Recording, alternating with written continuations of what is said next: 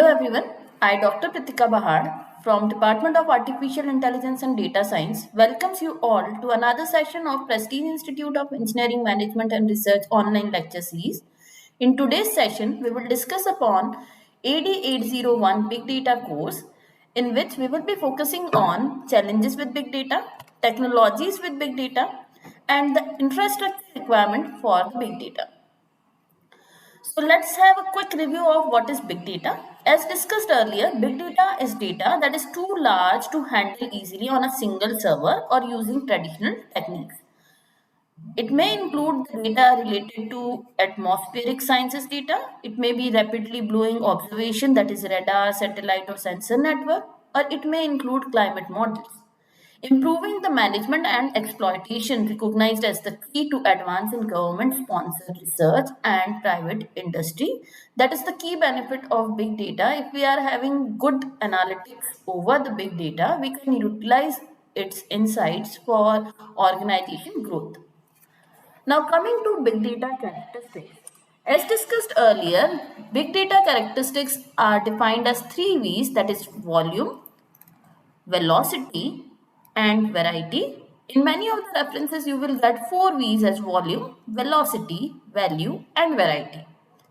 We can have some extended V's associated with it, as volume represent or overall size of data, velocity represents size of incoming data stream, value the relevance and the perceived utility of the data, variety represents the data that we are using is having different sort of data sources or multi-format representation. Veracity, when it comes to the trustworthy values related to the data, it is defined as veracity. Now, it may be the data is having inconsistencies and that can be represented by the variability factor. Now, coming to the challenges that are associated with big data. So, when it comes to handling big data, it presents different challenges that includes data format standardization. We can't have a standard data format for big data, so we have to limit it down so that it can have a specific data format. Then it may have the data we are having, but we don't have the adequate metadata. Now, what is metadata? When it comes to data, the more information or data about data is termed as metadata. So, when it comes to big data, it is quite important to get the labeled properties of the data. When we are using data, we need ontologies for data discovery. Efficient data discovery need ontologies. At the same time, for accessing and using the data, it's important to get a quick processing tool. At the same time, we must have good visualization tool to get a quick insight from the data. This is the big data landscape of big data. You can't and be able to view it properly, but if we go with the bigger pic of this, you can get the infrastructure tools that are available for big data. Likewise, we can have Hadoop on premise, or it may be we are using Hadoop in cloud. It may be when we are storing the data, we need NoSQL databases.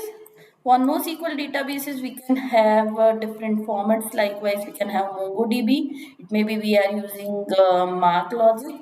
Now, when it comes to new on SQL databases, these are the new set of SQL databases that includes MariaDB. At the same time, for analytics, we can have data analytics platform which includes Microsoft. At the same time, IBM is offering data science platforms. NIME is one of the option. For visualization, we can have Tableau. At the same time, when it comes to the data that we have processed after analytics, we are having the applications related to it, which can be utilized in different set of industries.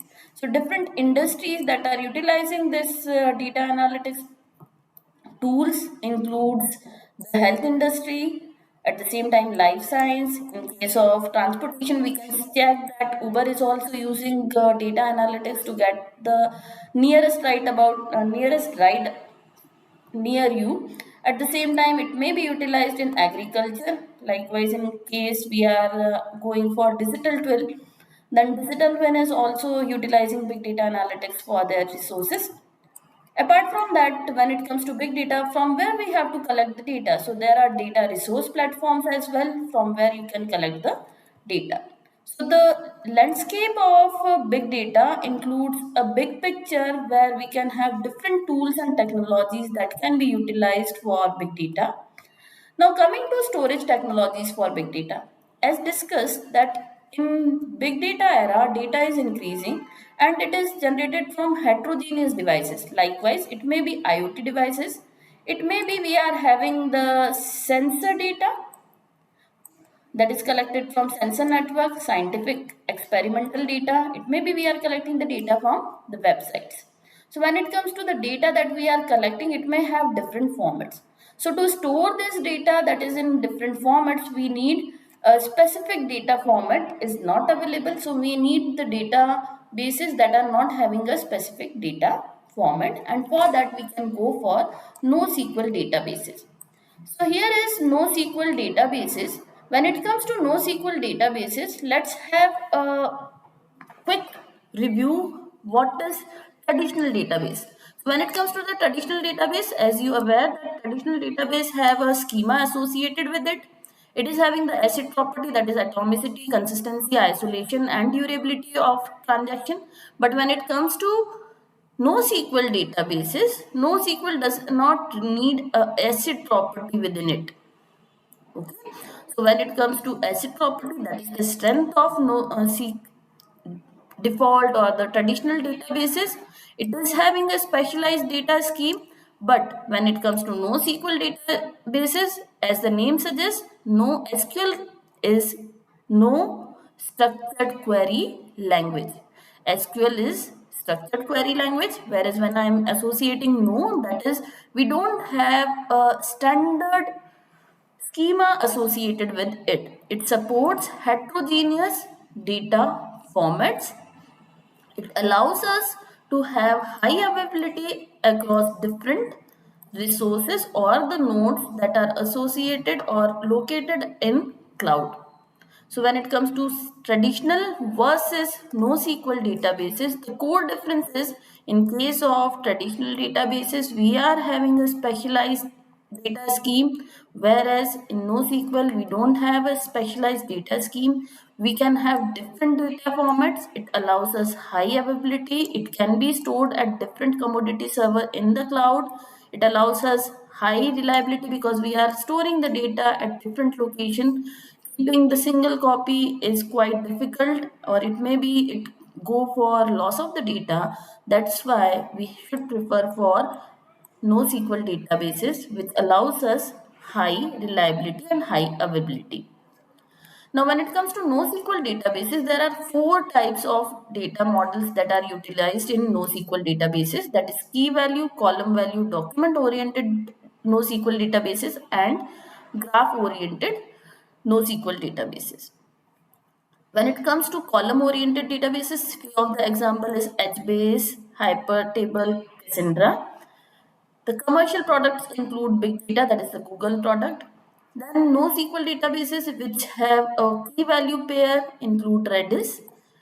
In our syllabus, we will discuss upon MongoDB, that is a type of document-based data model.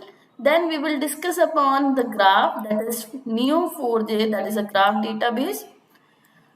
Now, when it comes to the data, we have discussed that we can use NoSQL databases. But what about processing? So, when it comes to the processing, Apache Hadoop is one of the open source platform for storage. At the same time, it allows us to efficient process the large data sets on a cluster of computer.